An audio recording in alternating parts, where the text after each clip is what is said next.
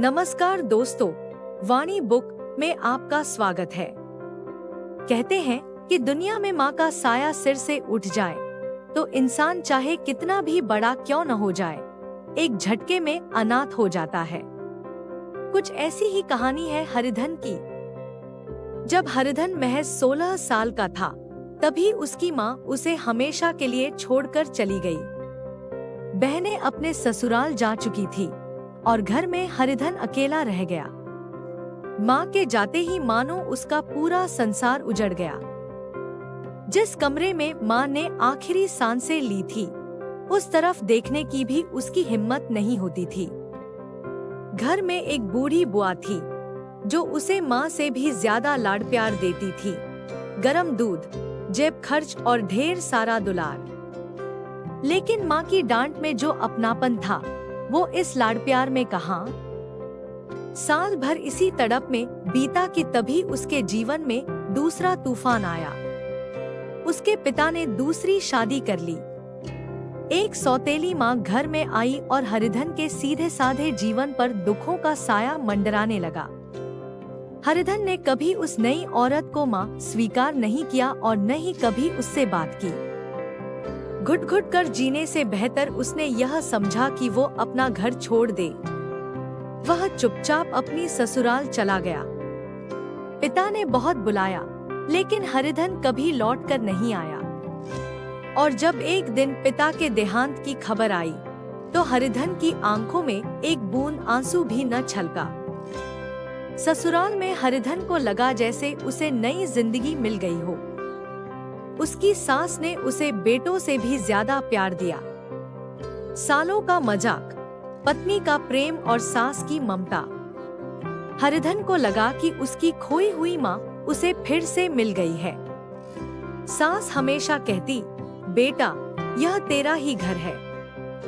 पिता के गुजरते ही हरिधन अपने गांव गया, अपनी पूरी जायदाद बेची और रुपयों की थैली लाकर अपनी सास के कदमों में रख दी। अब तो ससुराल में उसकी खातिरदारी और बढ़ गई। हरिधन दिन रात खेत में पसीना बहाता। गांव वाले उसकी मेहनत देखकर हैरान रह जाते कि ऐसा दामाद तो किस्मत वालों को मिलता है। लेकिन दोस्तों, वक्त के साथ साथ रिश्तों के रंग बदलते देर नहीं लगती। धीरे धीरे 10 साल बीत गए। हरिधन अब 25 साल का हो चुका था। जो हरिधन कभी उस घर का दामाद और देवता था, फिर वो घर का सदस्य बना और अंत में एक नौकर बनकर रह गया।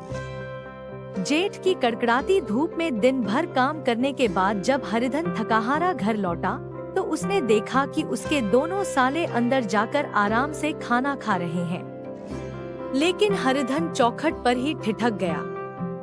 पिछले 1 महीने से उसके साथ जानवरों जैसा व्यवहार हो रहा था। कल ही तो उसकी सास ने ताना मारा था, क्या हमने तेरी जिंदगी का ठेका ले रखा है। और सबसे ज्यादा दर्द तो उसे अपनी पत्नी के रवैये से हुआ था। जब सास उसे जलील कर रही थी, उसकी पत्नी चुपचाप खड़ी मुस्कुरा रही थी। तभी उसकी पत्नी बाहर आई और रूखे स्वर में बोली, पानी का घड़ा खाली है, कुएं से भर लाओ। हरिधन भूख से तड़प रहा था, फिर भी पानी भर लाया। उसे लगा अब खाना मिलेगा, लेकिन पत्नी पानी लेकर चुपचाप अंदर चली गई। काफी देर बाद जब साले खाना खाकर बाहर निकले, तब उसकी पत्नी आकर झल्लाकर बोली, चलकर खाना खा लो, गुर्रा क्यों रहे हो। हरिधन का खून उबल पड़ा। उसके मन में चीख उठी, क्या मैं इनका कुत्ता हूँ, जो इनके खाने के बाद मुझे झूठन परोसी जा रही है।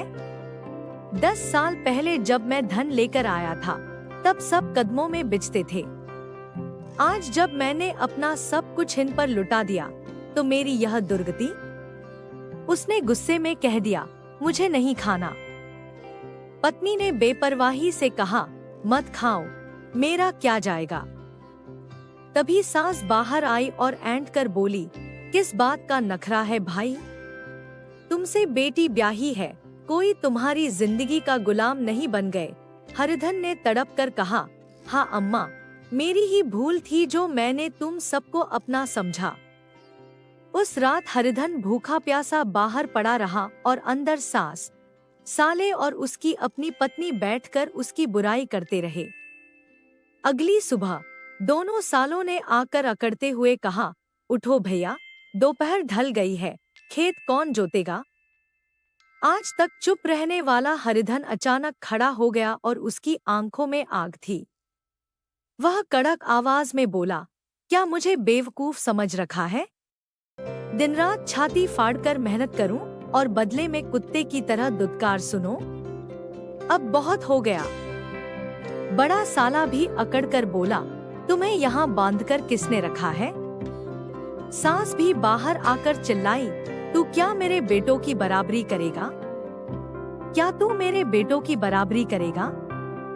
बुढ़िया के इस एक वाक्य ने हरिधन के भीतर के स्वाभिमान को तोड़कर रख दिया।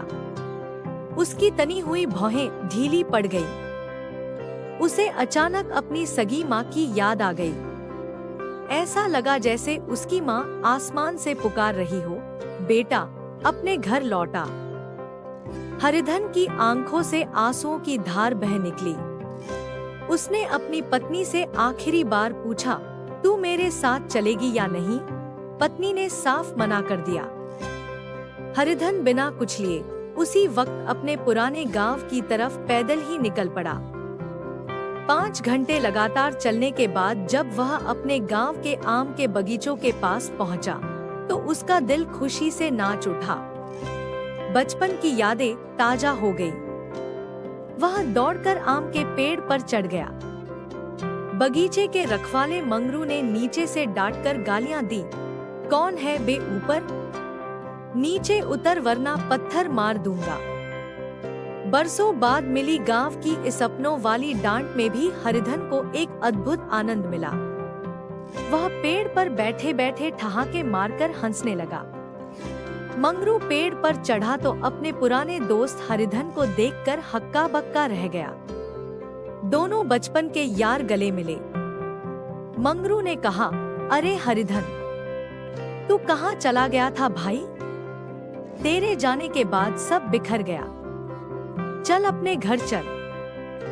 हरिधन ने मुस्कुराते हुए कहा, अब मैं कहीं नहीं जाऊंगा मंगरू। मैं अपने गांव में ही मजदूरी कर लूंगा, पर अब किसी के सामने हाथ नहीं फैलाऊंगा। जब हरिधन अपने पुराने घर की चौखट पर पहुंचा, तो उसके दोनों छोटे सौतेले भाई चिल्ला उठे, भैया आ गए, भैया आ गए। भीतर से उसकी सौतेली माँ विमाता बाहर आई। हरिधन के मन में जो डर और कड़वाहट थी, वो पल भर में पिघल गई। विमाता की आंखों में आंसू थे। उसने हरिधन का हाथ थामकर कहा, बेटा तुम लौट आए, हमारे भाग्य जाग गए। अपने छोटे भाइयों को संभालो। माँ का नाता न सही, बाप का नाता तो है। मुझे बस एक कोने में पड़ी रहने देना और सूखी रोटी दे देना। अपनी सौतेली माँ के इस निश्चल प्रेम को देखकर हरिधन की आंखें भर आईं। आज उसे अपनी विमाता के चेहरे पर अपनी सगी माँ का रूप नजर आ रहा था। बरसों से भटके हुए पंछी को आखिरकार अपना सच्चा घोंसला मिल गया था। अगले ही दिन हरिधन फिर से कंधे पर हल रखकर अपने खेतों की ओर निकल पड़ा। उसके चेहरे पर कोई शिकन नहीं थी, आंखों में एक नया आत्मविश्वास था। अब वह किसी पर बोझ नहीं था, बल्कि पूरे घर का रक्षक और आधार था। जब बाद में खबर आई कि उसकी पत्नी ने दूसरा घर बसा लिया है, तो हरिधन ने मुस्कुराकर ऊपर वाले का शुक्रिया अदा किया। अब उसका मन पूरी तरह शांत था और वह अपने परिवार के साथ खुश था। तो दोस्तों, यह थी आज की कहानी। हमें रिश्तों की कद्र तब समझ आती है जब हम झूठे दिखावे से बाहर निकलते हैं। अगर आपको वाणी बुक की यह प्रस्तुति पसंद आई हो, तो वीडियो को लाइक करें और हमारे चैनल को सब्सक्राइब करना न भूलें। धन्यवाद।